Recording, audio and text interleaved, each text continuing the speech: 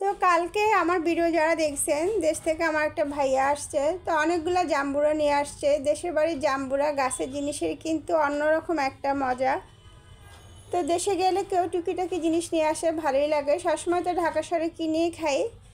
তো আসসালামু আলাইকুম এভরিওয়ান, সবাই কেমন আছেন? আলহামদুলিল্লাহ, আল্লাহর রহমতে আমি ভালো আছি। তো পুরো ভিডিওটা না টেনে দেখবেন। আজকে আমি খুবই মজাদার একটা চাউমিন রান্না করব। তো ভিডিওটা না টেনে দেখলে অবশ্যই দেখতে পারবেন, কারণ ভিডিও টেনে দেখলে কিন্তু অনেক কিছু মিস হয়ে যায়।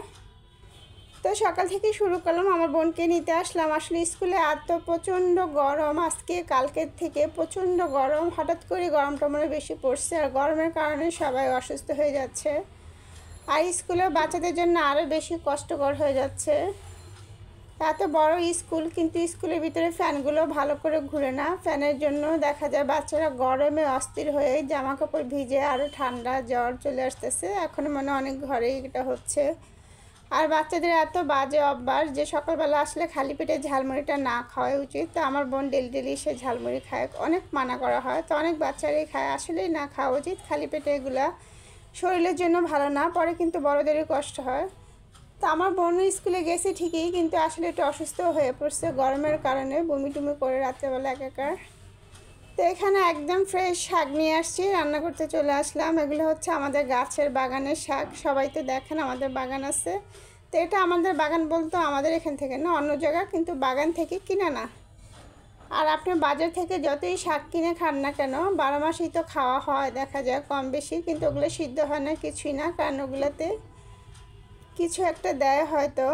আর গাছের শাক রান্না করলে এত নরম, খেতেও ভালো লাগে, যেটা দিয়ে রান্না করি না কেন। তো আজকে প্রথম কই মাছ দিয়ে শাকগুলো রান্না করব। মাছ দিয়ে এখন যেহেতু প্রচুর গরম, আর শাকের তরকারি মানেই হচ্ছে অল্প মশলা। তো আজকে জিরা বেটে, কাঁচা জিরা বেটে তারপর আমি মাছটা রান্না করব, বেশি মশলা দিব না। তো এই ধরনের শাকের তরকারিগুলো কিন্তু জিরা বেটে রান্না করে ভালোই লাগে। দেখা যায় মাছ ভেজে টেজে রান্না করলে তখন কিন্তু গুঁড়ো জিরাটা দিলে ভালো লাগে, মানে ভাজা। আর আমি সাথে কিছু আলু অ্যাড করে দিয়েছি। তো দেখেন, দেখতেও তরকারির কালারটা কি সুন্দর লাগতেছে। আর এই যে আমি কাঁচা জিরাটা অ্যাড করে দিয়েছি, কাঁচা জিরার কারণে খুবই ভালো লাগে তরকারিটা। সাথে পুঁই শাকগুলো দিয়ে দিলাম, কতগুলো শাক দেখবেন অল্প একটু হয়ে গেছে।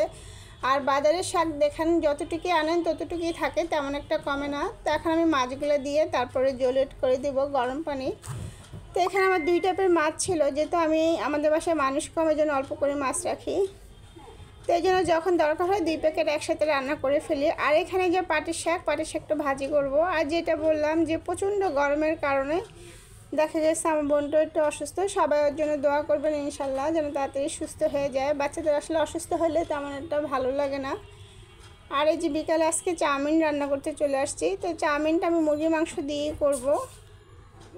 আর বাজারে দেখবেন এই ধরনের চাউমিন 1 প্লেট খেতে গেলে 100-150 টাকা লাগে। তো বাসায় যদি 100-200 টাকা খরচ করে মজা করে সবাই মিলে সেটা খাওয়া যায়। তো এখানে আমি কালো গোলমরিচটা দিয়েছি, আর রসুন কুচি দিচ্ছি, পেঁয়াজ দিচ্ছি, আর কিছুই দেইনি। আর সাথে 2টা ডিম ফেটিয়ে দিব এখন।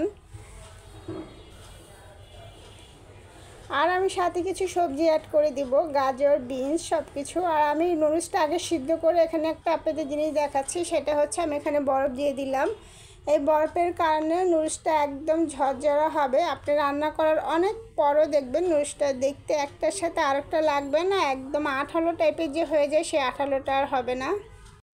তো এখানে আমি সসটা অ্যাড করে দিচ্ছি। এখানে আমি সস নিয়েছি oyster sauce, soya sauce, tomato ketchup, chilli sauce, সাথে চিনি, কর্নফ্লাওয়ার, এটা আলাদা গুলিয়ে তারপর আমি এটা দিয়ে দিলাম। দেখেন দেখতে কি কালারফুল, খুবই ইয়ামি হয়েছে, মনে হয় দোকানের থেকেও বেশি মজা হয়েছে। বাসায় এইভাবে রান্না করে খাবেন, আর অবশ্যই আমার টিপসটা ফলো করবেন, বরফ দিয়ে ভিজিয়ে রাখলে ভালো লাগবে। তো আজকে পর্যন্ত, আল্লাহ হাফেজ।